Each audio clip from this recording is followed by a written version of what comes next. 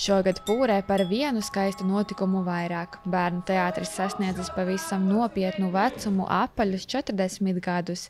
Citam tas šķiet daudz, citam maz, taču visi kā viens novēl teātrim tikpat garu un vēl garāku mūžu. 40 gadi tas liek tā saspringt un radīt it kā tev pēctecību, ka tev aizvien labākām izrādēm jābūt. Teātra vadītāja teica, ka bērni teātri apmeklē, taču agrāk interese bijusi lielāka nekā šobrīd, jo visapkārt ir daudz iespēju izpausties citos mākslas veidos. Skolā ir dažādi pulciņi, kultūras namā ir dažādi pulciņi. Ļoti daudz iet šobrīd modernajās dejās, pat ne tautiskajās, bet tieši modernajās dejās.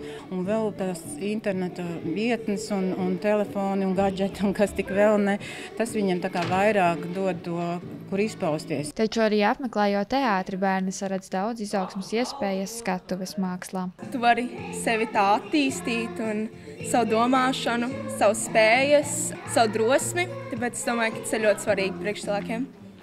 Lai būtu drosme ļoti lielam cilvēku skaitam skaitīt priekšā kaut ko dzejoli.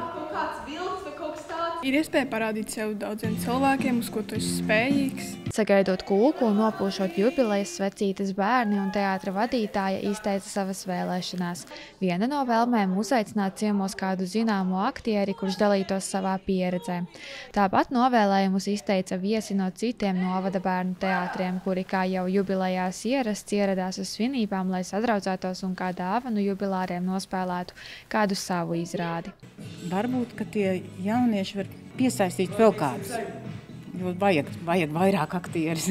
Lai viss izdodas un lai vairāk piedalās un lai ar prieku visu.